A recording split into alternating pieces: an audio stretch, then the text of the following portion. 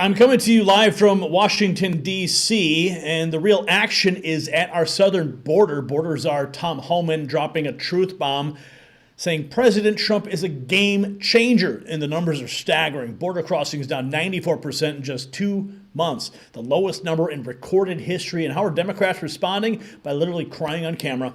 Colorado Representative Garcia shed actual tears over ICE arresting a criminal illegal alien with multiple convictions. Denver Mayor Johnston wept openly. Fort Myers City Council members held hands and sobbed when asked to cooperate with federal law enforcement. This is not just a political disagreement, it's a full emotional breakdown as their open borders agenda collapses. Meanwhile, American citizens are finally seeing their laws enforced and their communities protected. Just as President Trump is relieving America's border pain, Dr. Josh's turmeric hack is relieving physical pain for millions. With illegal migrants flooding across our borders for years, our healthcare system has been strained to the breaking point. Now, as Trump enforces our immigration laws, it's time to take back control of your personal health, too. Regular turmeric powder barely helps, but Dr. Josh discovered a special extract 200 times more powerful that attacks pain at its source. After helping hundreds of thousands of Americans break free from constant aches, this Connecticut pain doctor's solution is changing lives. Forget expensive surgeries pushed by the medical establishment. Visit goldenrevive.com/NNN for natural relief. And we thank our sponsors for making this show possible and to you for watching and sharing our reports. goldenrevive.com. It is linked down below. Okay, 4 hours ago, we have this from Secretary Marco Rubio. Right here, it says Venezuela is obliged to accept its repatriated citizens from the U.S.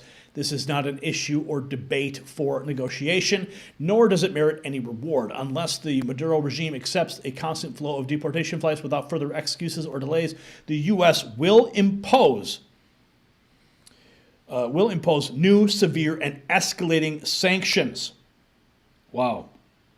Joey Manorino saying, Rubio displaying those balls again, man. He's such a boss. Trump knew what he was doing with this pick. Democrats are fuming that Trump deported foreign terrorists. Let that sink in for a minute. Trump World says, if not, then send them to Mexico, considering that's where they entered the U.S. illegally from. Yeah, people are responding, and they're happy about this. Here we have President Trump talking with Laura Ingraham on the we shouldn't be able to take criminals. Let's listen. People, gang members, I don't know who the judge is, but he's radical left. He was Obama appointed. And he actually said we shouldn't be able to take criminals, killers, murderers, horrible, the worst people, gang members, gang leaders, that we shouldn't be allowed to take them out of our country. Well, that's a presidential job. That's not for a local judge to be making that determination. I don't know who the judge is, but he's radical. Yeah. These radical judges are interfering with the executive branch's operation. They have no jurisdiction to do so. Separation of powers dictates that. And that's why now it's going to have to get appealed, and it's going to slow down the process. Trump's going to win. And that's what it's all designed to do, just continue to slow President Trump's success.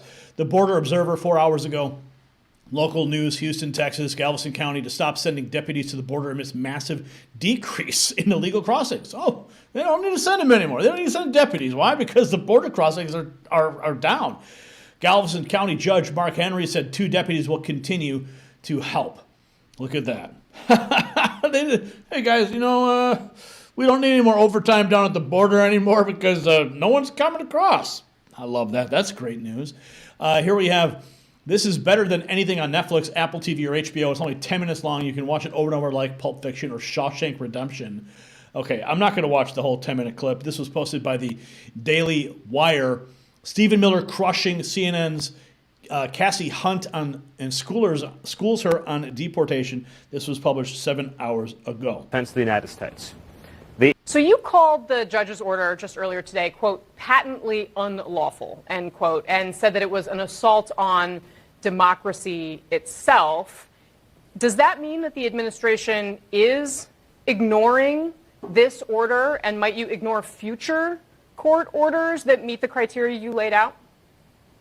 The President of the United States and his administration reserve all rights under the Constitution to conduct national security operations in defense of the United States. The Alien Enemies Act, which was passed into law by the founding generation of this country, men like John Adams, was written explicitly to give the president the authority to repel an alien invasion of the United States. That is not something that a district court judge has any authority whatsoever to interfere with, to enjoin, to restrict, or to restrain any way. You can read the law yourself. There's not one clause in that law that makes it subject to judicial review, let alone district court review.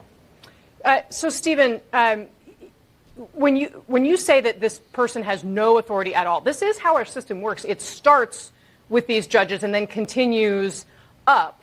At what point does it become, in your view, legal for the justice system to be looking at this and making a judgment? And I fail to see how there's any other way but to start with where we're starting here before you get to eventually the Supreme Court. Well, so first of all, there's a term in law, justiciable. This is not justiciable. In other words, this is not subject to judicial remedy. When the president is exercising his Article II powers to defend the country against an invasion or to repel a foreign terrorist that is unlawfully in the country, he's exercising his core Article II powers as commander-in-chief. Is Venezuela invading the U.S.? This is a very important point. This is a Title 50 authority. It's a commander-in-chief authority. So just to ask you a simple question, you talk about how the system works. Does a district court judge have the right to direct or enjoin troop movements overseas? Yes or no?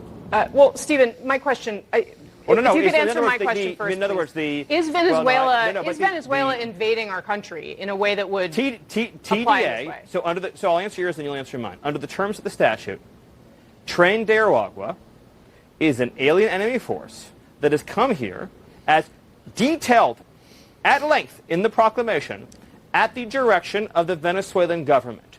The statute says that a president has the ability to repel an invasion or predatory incursion that is directed by a foreign state government. or a government, right? Are they a state or a government? This would be, yes, it is documented that TDA was sent by the Venezuelan government in the proclamation. And here's an even more important point.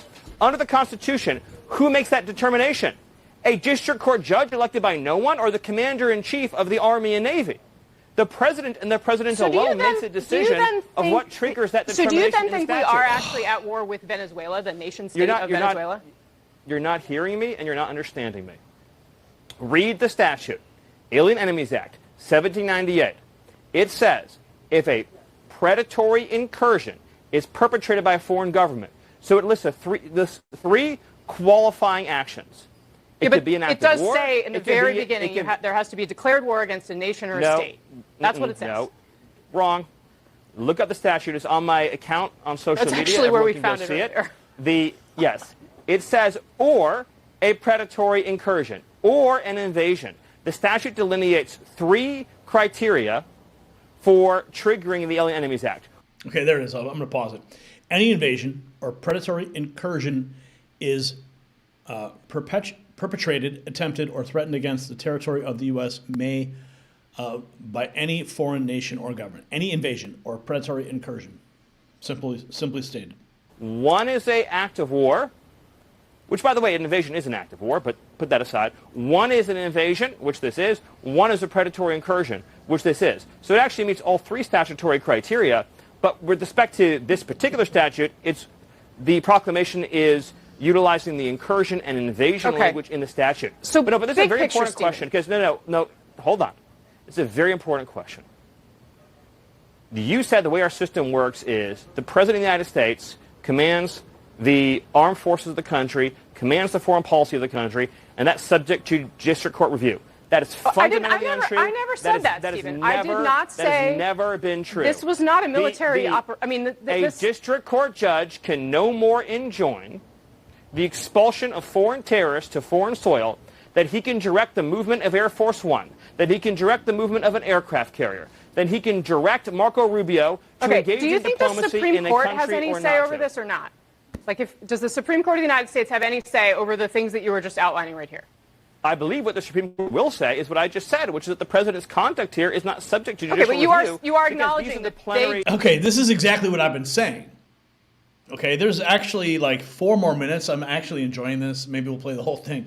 But the courts cannot dictate to the executive branch how to enforce the law. End of story. That's what he's saying in a nutshell. And that's like her skull is so thick she can't even comprehend it. Like the talking points have been burned into her head by her producers at the top of CNN. They're just like whatever Stephen Miller says, just disagree. You in fact have a say here, even though you think they may agree with you. What we are expecting is the Supreme Court to say what has always been the case, which is when the president is using his powers as commander-in-chief, those determinations are not subject to judicial review. In other words, the president's designation of Tren Darwagwa as a foreign terrorist organization and as an alien enemy are part of his inherent plenary authority. There is no way. At what point in the system, Stephen, how are you going to expel? How are you going to expel illegal alien invaders from our country who are raping little girls, who are murdering little girls, if each and every deportation has to be adjudicated in a district court judge? That means you have no country, it means you have no sovereignty, it means you have no future. It is fundamentally incompatible to have a country and have individual expulsions adjudicated by a single district court judge. I'm just trying to figure out at what point in the system do you, because what does the Trump administration believe? Because we do have separation of powers in this country. I hear what you're saying. Yes, you're saying separation the district of powers. court does not this is the judiciary have interfering Stephen, in let me finish. the executive function. Let me that finish. is the separation of powers. That is the Did separation you ignore of powers. the judge's order here because you thought you could? So the judge's order and the actions taken by the Departments of Defense, Justice, and Homeland Security are not in conflict. And the Department of Justice has been clear that they are not in conflict. But so you think that you did go along with the order that the judge put out? You do not think that the Trump administration defied this order? As the Justice Department said, there is no conflict between the judge's order and the actions taken by the departments I just listed. But I'm making a deeper and more fundamental point. Yeah. The district court if you don't have no to follow ability. It, why didn't you? The district court has no ability to in any way restrain the president's authorities under the Alien Enemies Act or his ability to conduct the foreign affairs of the United States. Let me paint a picture for you. President Trump and Secretary of State Marco Rubio had engaged in intensive diplomacy to obtain a bilateral security agreement with the nation of El Salvador. If a district court judge can enjoin that bilateral security agreement, then we do not have a democracy. Stephen, you've made your argument. We do not have a foreign policy. We've heard you say this. Did you ignore, did the administration ignore the order from the district judge?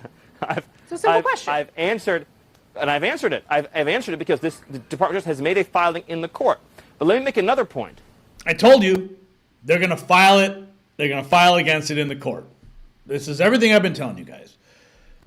The judge, in this case, put the lives of every single person on those aircraft at risk. Did he know how much fuel was in those planes? Did he know the flight conditions? Did he know the weather conditions? Did he know how many crew hours? Did he know the need for crew rest? Did he know any of that? No. This judge violated the law. He violated the Constitution. He defied the system of government that we have in this country. Because that does seem to be what you're arguing. These same district court judges didn't do a damn thing to stop Joe Biden from flooding this nation with millions of illegal aliens. Do these district court judges didn't issue any injunctions to save the lives of Jocelyn Nungary or Lakeland Riley or anyone else? The federal courts. Is that what you're saying? What I'm saying is that what you said, there's a separation of powers. The judiciary exercises judgment and relief. I don't speak for the White House. You are here to speak You're here to speak for the White House. I just want you to answer that one simple question. I am. Ready? Here we go. Under a proper reading of the Constitution, district court judges provide relief to individual plaintiffs seeking relief. District court judges do not have the authority, as a general matter, to enjoin the functioning of the executive branch. But their authority is at its lowest point when the president is exercising his powers as commander-in-chief. And I asked you a question, you never answered it. Can a judge enjoin troop movements overseas? Can a district court judge enjoin troop movements overseas? Stephen, yes or no? I am not going to get into the just say no, and then you'll know that I'm right. This is a just separate say no, question, and you'll know that Stephen. I'm right. Okay, we're not talking about other troop the president. I need to ask you about something else. The president issued a proclamation delineating in detail how the Venezuelan regime sent this gang, Okay. this terrorist organization, to our shores. And by the way, and I love being here, but all the outrage that we are seeing from the Democrat Party and from the corporate media. So you called. Oh, damn, dude. Look at his face right there. This is like the first frame of video. It loops back. But look at it. He's just like, oh, man. He schooled her hard. That was a beautiful watch. Oh, my goodness. I've been saying it. Listen, the judges have no authority here. Stephen Miller trying to explain it to the CNN anchor. Nah, she wasn't understanding. But she did bring up separation of powers, which basically just proves the whole point. Okay. Here we have more. There are many. Okay, Carlos Arellano. I don't think people realize how bad the migrant problem still is. There are many facilities still open. Yes, President Trump is deporting illegals, but not enough. There are also still hotels in New York City housing migrants that need to be shut down. Gunter Eagleman. Boom, the state of Texas is shutting down immigrant processing centers because border crossings have dropped to near nothing. To help with the state's, Texas is closing a processing facility that opened to help with the state's border enforcement initiative, Operation Lone Star. The facility in Jim Hogg County opened in 2022 and was used to book and magistrate people arrested on border-related crimes. Governor Abbott says Texas no longer needs that facility because of a low number of border crossings. The facility will fully close next month. State leaders have offered the building to the Trump administration if they need it for deportation efforts. You can use it for deportation efforts, but not for housing. Love it. Love it. Let's keep the party going. What do we have here? ICE agents break through car windows belonging to alleged Tren de Aragua gang members after they refused to exit their car in Spokane, Washington. Whoa, this looks wild. Why? Look. The door. No, you can. You can. Why? It's illegal. Look. It's pregnant. It's pregnant. Look. No. You can. It's pregnant. No. No. It's illegal. It's legal. Get out my. No. Get out my car. Get out. No. I have video. Look. It's pregnant. Hey. Hey, mira. Oh my God. It's pregnant. You can. You can. I mean, listen, okay, the human part of me says, it's hard to watch this. He's talking about his pregnant wife. They're smashing windows. There's not enough context here for me to understand, like, what this was it a traffic stop? Were they evading? Were they trying to run away from them? Why did they break the windows to get in? Where was the probable cause to begin with? Of course, we still have laws in this country. I'm not saying what these ICE agents did was wrong, but this is really lacking context to me. But according to Sarah Rose, who posted this, they broke the windows belonging to an alleged Tren de Aragua gang member after they refused to exit their car. Okay, so I don't know, like, how do they know they were Tren de Aragua? There's still a lot of questions here, but these are scenes we're going to see. The mainstream media is going to play these up to pull out the heartstrings. And, of course, like I said, my humanity is like, oh, my goodness, this pregnant woman, right? But, again, if these people are here illegally, I mean, I'm sorry, but these are the consequences of your actions. Okay? And, of course, another anchor baby on the way. Tom D. Homan, President Trump is a game changer. All we needed was a new president. That is the U.S. border czar. Regional look at declining migration, 94% decline. 94, 95, and 99% decline. In third country migrant encounters in southern Mexico, decline in northbound migration flows through Honduras, decline in northbound migration encounters through Panama. So the migration routes are getting shut down. Okay, this is good news because they realize they can't come here anymore. Here we have Colorado Rep. Lorena Garcia crying actual tears over Jeanette Vizguera getting arrested by ICE. Feeling a lot, Speaker. It is an honor to serve with you. It is an honor to serve with you. And it is also an honor to stand here with my colleagues as we honor Latino Advocacy Day. I am feeling a lot because last night, in the middle of the night, a woman, a mother of 3, who's committed no crime except for wanting to build a better life for her family, was detained and is on expedited deportation because she stands up for her communities here in Denver. Okay, pause this for a second. She committed no crime, she claims, other than wanting better. Who's committed no crime except for wanting to build a better life for her family, was detained. Okay, so she's saying, except she broke the law and came here illegally. And is on expedited deportation because she stands up for her communities here in Denver. Latino Advocacy Day started because of the unlawful and inhumane actions against immigrants. And I have been part of LAD for 17 years. In 2008, Dolores Huerta came and marched with us, fighting for humanity and dignity. Yesterday, she was here marching with us, still fighting for humanity and dignity. Not anymore. Yes, show them the door. Here's Fort Myers City Council members. Oh, where'd it go? Here it is. Fort Myers City Council members holding hands and crying after being asked to authorize local law enforcement cooperating with ICE. Are you serious?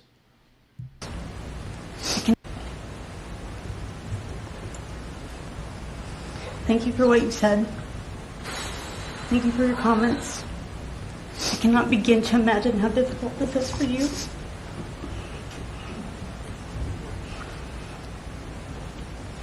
The argument, and I know there's no malintent to it, that we would risk federal or state funding if I don't sign up for this. It is a tumultuous day and age, and this is a day I hate sitting in the seat, but my city's not for sale. Mr. Mayor. Councilmember Giraldo. Council. Person, thank you for your words and thank you. Person, I can't. I sit here to represent my city, but my city is not just all of us sitting here. It's the people that live here. To support you, Chief, to support the intent of the city. I can't stand behind this as an immigrant, the only immigrant sitting in this council, because although this isn't about me particularly, I have been in that position, and I can't. This has. I can't even express how heavy this is in my heart and in my mind, knowing that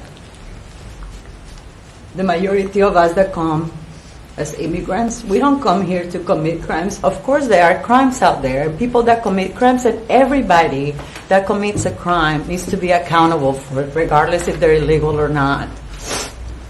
But this notion that all immigrants have a motive and we are chased after is just something I just can't. So if I can just add once again, this is not a memorandum to create a group of officers to go out there and kick in doors and actively seek out immigrants. It's a process that allows officers who come in contact with people violating the laws, people creating or committing crimes that also happen to be a illegal alien and have a warrant, a civil warrant for that purpose. This is allowing our police officers, our police department to do a better job. It's not what it's portrayed to be. And with that, if there's no other comments. One more comment. Yes, it's quite obvious we're going to get a 3-3 vote here. And I'd like to say that we table this for the workshop and vet it out, but maybe your police department can bring it forward and we can understand the issues better. So I would, if the councilman would like to amend that to push it to a workshop. Oh, man. There's more. We've got more, folks. Don't go anywhere. Denver Mayor Mike Johnston crying about Jeanette Vizguara getting arrested by ICE in Aurora, claimed he's just a mom with no criminal record. This is not immigration enforcement. You have been tracking this morning information about Jeanette Vizguara, who has been picked up by ICE. I just want to make clear people should know what this is. This is not immigration enforcement. This is Soviet-style political persecution of political dissidents under the Soviet style. This is not immigration enforcement. Then why are ICE agents going in to do this? They're enforcing the law, dude. Oh man, this is the guy who said that his city would not comply. Has Tom Homan paid him a visit yet? Not immigration enforcement. This is Soviet-style political persecution of political dissidents under the guise of immigration enforcement. This is not someone with a criminal record. This is a mom of American citizens who works at Target and has started a community nonprofit. This is not something that makes our community safer, in my mind. I think it makes our community lawless.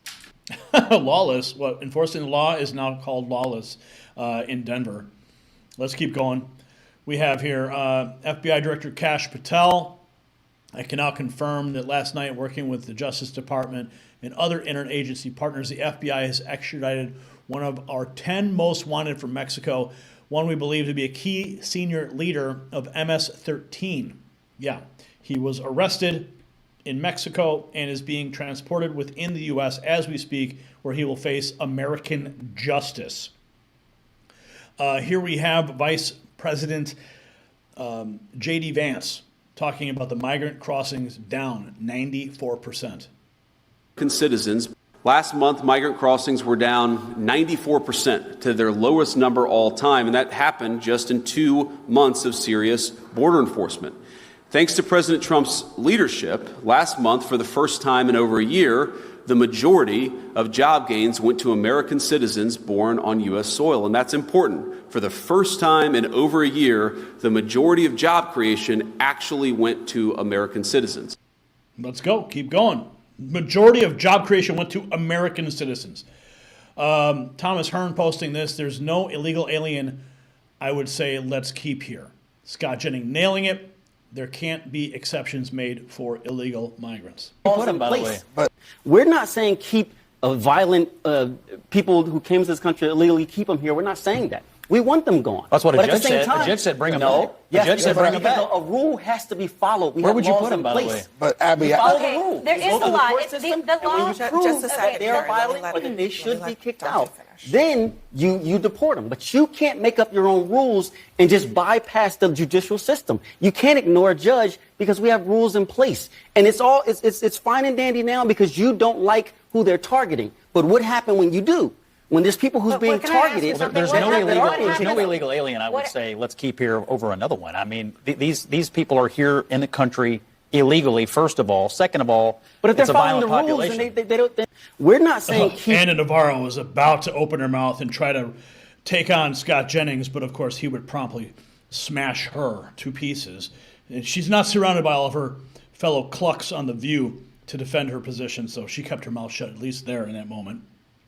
Here's A.G. Pambondi. If you're going to touch a Tesla, go to a dealership, do anything, you better watch out because we're coming after you.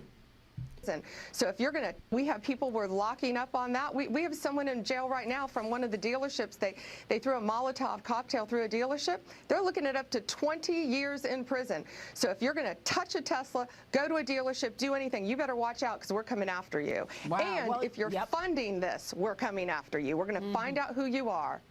So, I mean, We're going to find out who you are. Here's more from Representative Wesley Hunt. If a judge can simply halt the president's actions after weeks of negotiation between foreign governments, how will they ever trust the United States?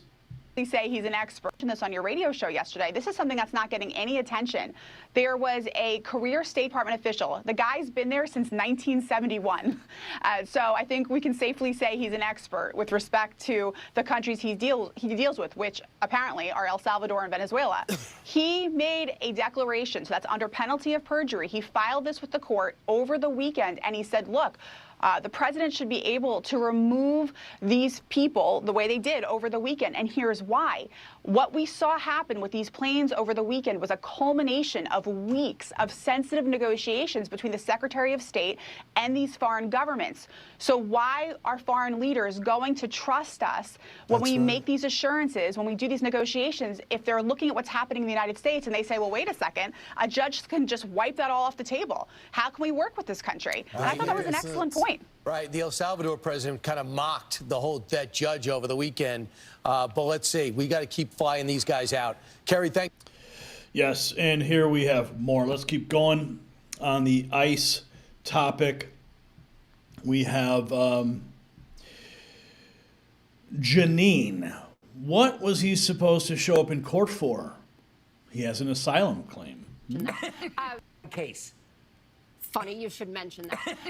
No, there is good reason that everybody is saying alleged members and suspected members, because these people, as Dana said, have not gotten their due process. And there's an immigration attorney who has been posting about her client who was supposed to show up in court on Thursday, has been disappeared since then, is allegedly on this plane, and this person what was he is here. Supposed to show up in court for? What, he had a legitimate asylum claim. He had tattoos. Legitimate asylum. It's not legitimate until a judge says it's legitimate. But if you make it so that that person can't see a judge, then you're denying them their due process. I don't know if I buy What Trump is essentially saying is that the asylum system, as we know it, is done. That you can show up here and you're fleeing from persecution in Venezuela, for instance, and you don't get your day in court. So if that's what it is moving forward, then just say that. Be honest. But you know the asylum system has been gamed. Sure, it is completely exploited by criminals. Most don't even show up, and most don't get approval. You can throw whatever you want at the wall. I'm still going to finish what I'm saying. That's no, just it facts. Is. No,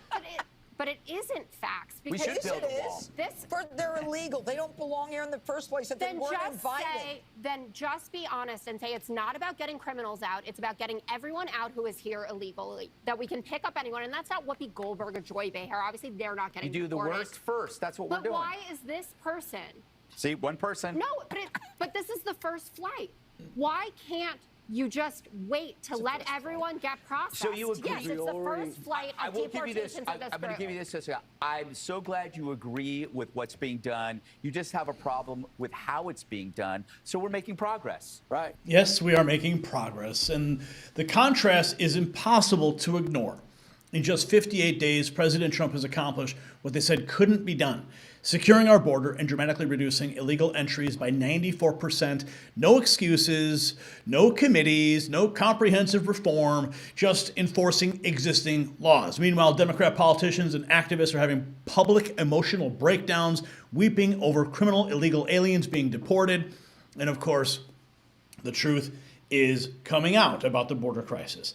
For years, we were told nothing could be done while millions poured in. Now we know that was a lie. The truth was always clear.